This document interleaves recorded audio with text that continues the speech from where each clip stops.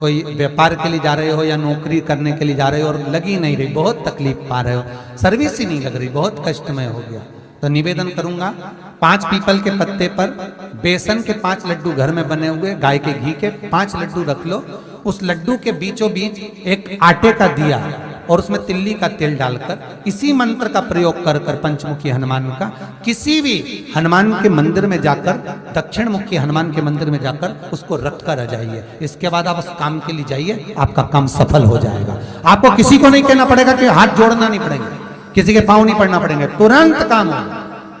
बस इस मंत्र का स्मरण कर कर पंचमुखी हनुमान का भूतेश्वर जो मंत्र है वो सुख देने वाला, आनंद देने वाला, सहज नहीं महाराज, सुख की खान है, आनंद की राशियां में। महाराज आप कोई बहुत बड़ा काम करने जा रहे हो, बहुत बड़ा यज्ञ अनुष्ठान, विवाह शादी आदि फंक्शन करने जा रहे हो,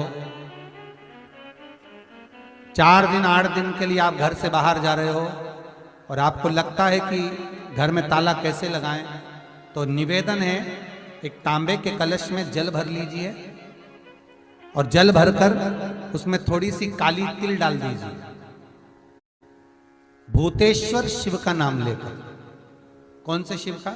भूतेश्वर, शमशानवासी भूतेश्वर शिव का नाम लेकर काली तिल डाल दीजिए, कलश को प्लेट से ढक दीजिए, घर के किसी भी भाग में उसको रख दीजिए। उसके बाद आप चले जाओ। किसी की सामर्थ्यता नहीं है कि उस घर में कोई पांव रखे, किसी की सामर्थ्यता नहीं है। और अगर कोई भूले से पांव भी रख दिया तो 22 दिन या 21 दिन के अंदर उसको, जैसे लोगों को हवा आती है बस उसको चक्कर आना चालू हो, बाल खोल खोल के घुमा मिलेगा। शास्त्र प्रमाण करता है हमारा भूतेश्वर शिव। ये कलश जो होता है ना, जल का जो पात्र होता है, ये साधारण नहीं होता, सहज नहीं होता।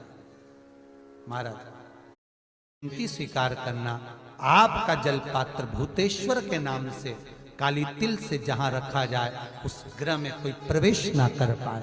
शिव जी ने वचन दे दिया, मेरी चंडियां 64 योगनियां, डाकनी, पिशाचनी, चुड़ैल और भूत इस कलश के विराजमान होते ही सर्वस्व फैल जाते हैं।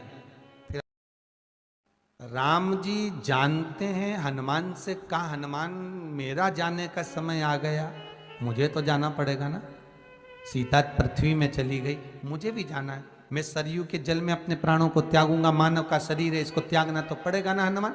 हनुमान जी बोले तो त्याग दो, त्यागने में क्या दिक्कत है, त्यागो आप तो। पर दिक्कत एक बहुत बड़ी है। जैसी कहा दिक्कत बहुत बड़ी है तो हनुमान जी पूछे ऐसी कौन सी दिक्कत है? हनुमान जी के शब्द सुने तो राम जी बोले, जब जिस समय पर तुम सूर्य को निगल गए थे, इंद्र को क्रोध आया था और इंद्र ने तुम पर वज्र का जब प्रहार करा था, जब वज्र का प्रहार इंद्र ने करा तब तुम्हारा नाम हनुमान हुआ, तब सारे देवी देवताओं ने तुम्हें वर प्रदान करा। उस जगह पर यमराज भी खड़ा था, तो वर दिया था कि जहां हनुमान होगा वहां यमराज नहीं होगा। अब दिक्कत यह है कि मुझे प्राण त्यागना है और तू मुझे 1 मिनट के लिए नहीं छोड़े तो यमराज आएगा कैसे? दिक्कत वहां अड़ी पड़ी है। हनुमान जी मुस्कुरा के बोले राम जी महाराज से, प्रभु मैं आपके बिना रह नहीं सकता। तो राम जी बोले, मैं भी जानता हूं कि तू मेरे बिना नहीं रह सकता, पर एक काम तो कर सकता है ना। क्या? मैं अगर कोई काम बताऊंगा तो तू करेगा कि नहीं करेगा? हनुमान जी बोले, आपका काम और मैं ना करूं, ऐसा कभी हुआ? जरूर करूंगा। ठीक है, ठीक है।